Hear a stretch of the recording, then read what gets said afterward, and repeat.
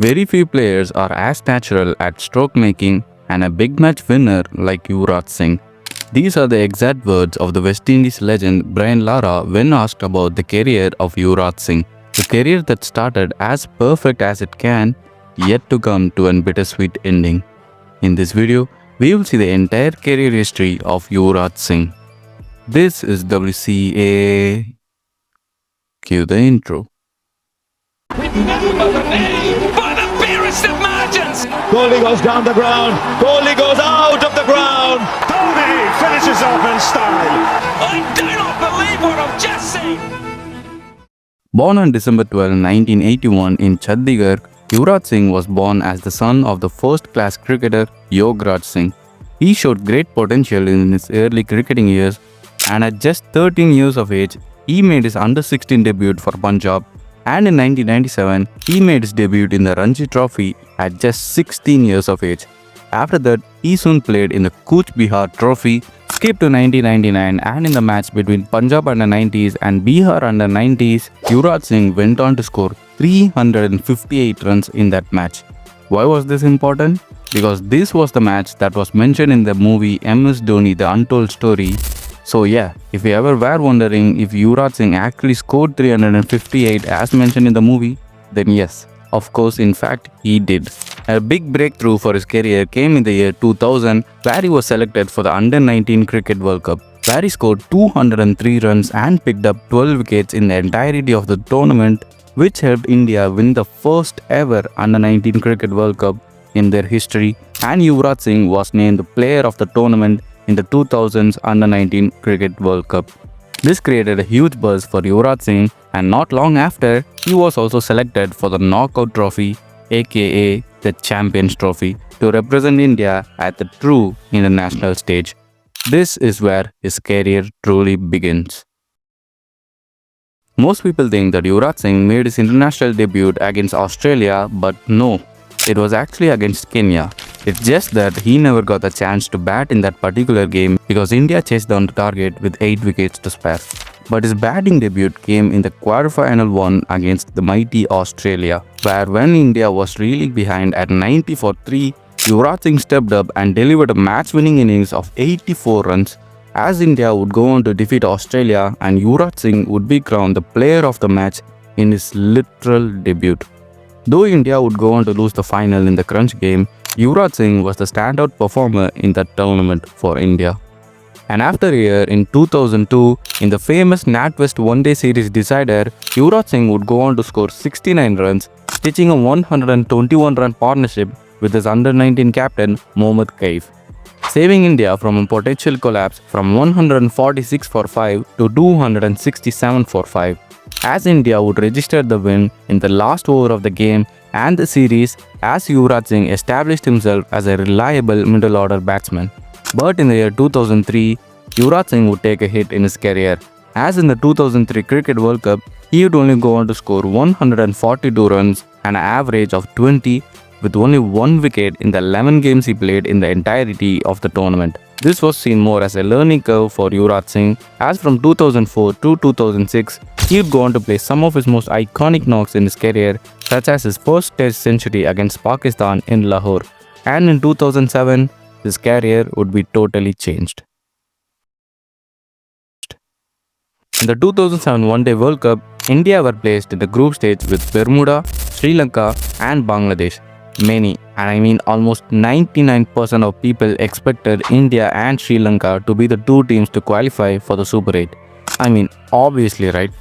But by some miracle, India got eliminated by Bangladesh as they got an early exit from the group stage. This caused a nationwide outrage, causing people to burn figures stating that the team has brought disgrace to the nation. But in just a couple of more months, the same people who burnt all this stuff would become a lifelong fans of Yuvraj Singh. Later that very same year, the inaugural edition of the T20 Cricket World Cup started, where India went to South Africa with no coach and created history, especially in the match against England. In the 19th over of the game, ahead of the start of the over, Yuvraj Singh has been sledged by Andrew Flintoff, and Yuvraj Singh absolutely lost it. In the next 6 balls bowled by Stuart Broad, Yuvraj Singh scored 6 sixes, creating one of the most iconic moments in cricket as he would go on to reach the fastest T20 50 till date in just 12 balls. As India would go on to dominate the tournament with Yuvraj Singh scoring 58 runs in the semi-final to knock out Australia and the iconic 2007 final where India won by a mere 5 runs. This made Yuvraj Singh a mainstay and a household name for the Indian cricket team for the next 3 years. And in the year 2008, he was drafted as a star player for Kings 11 Punjab, where he also captained the franchise at times.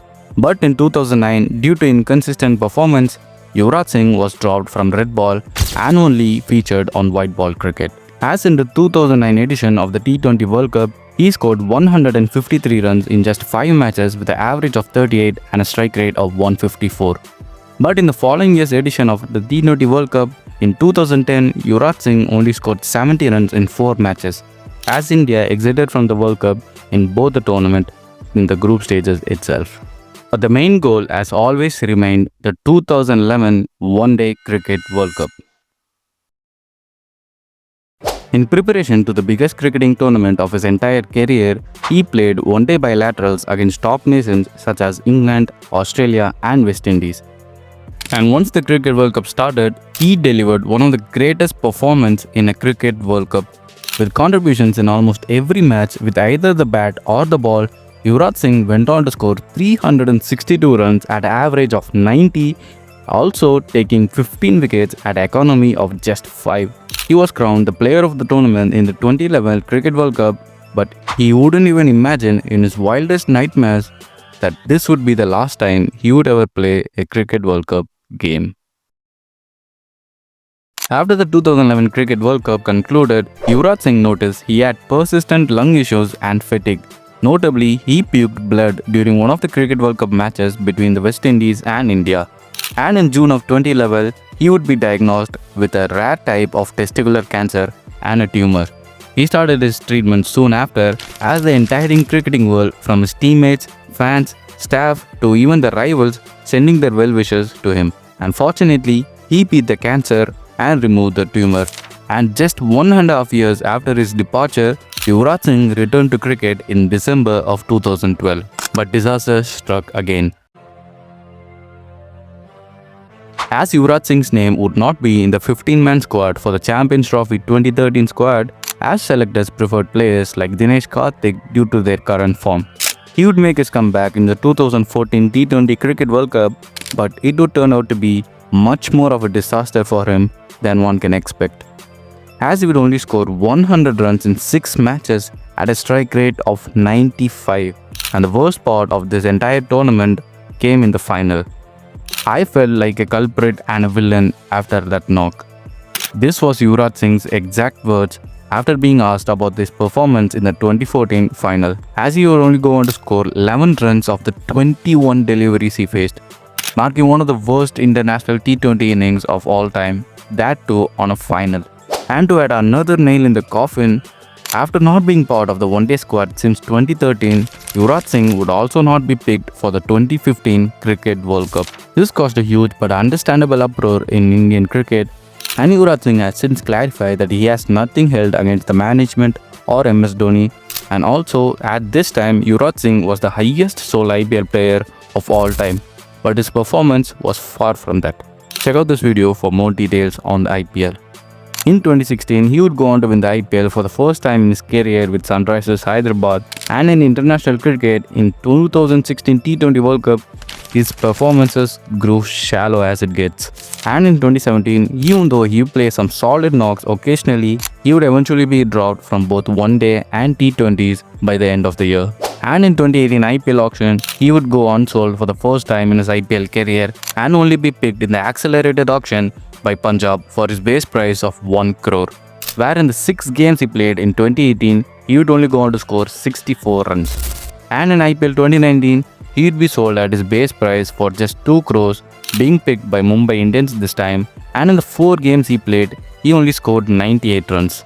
Yuvraj Singh did express his desire to play in the 2019 Cricket World Cup, but unfortunately, he did not make the team. And in June 10 of 2019, he would officially announce his international retirement, finishing with a career with 11,700 international runs 17 centuries, and almost every major tournament titles, Yuvraj Singh's impact still plays a huge role in the Indian cricket team, as players like Abhishek Sharma have credited their success to their mentor Yuvraj Singh. Though with a career of ups and downs and beating one of the deadliest diseases in humankind history, Yuvraj Singh still continues to inspire millions of people with his foundation UVCAN, which helps cancer patients and spread cancer awareness to people and to lead a fit and healthy lifestyle. Personally, I'm a huge fan of Yuvraj Singh, and in the 2019 IPL auction, I wished CSK would pick him just so the reunion between Yuvraj Singh and MS Dhoni could come to fruition for one last time. But things don't always happen the way you expect them to, and that's perfectly fine. Thank you so much for watching this video. I hope you enjoyed this video. Please do like and subscribe, as it helps the channel a lot. Share your opinions and thoughts about Yuvraj Singh in the comments down below, and let's keep a healthy conversation going on. Thank you so much for watching once again, and this is WCA. See ya.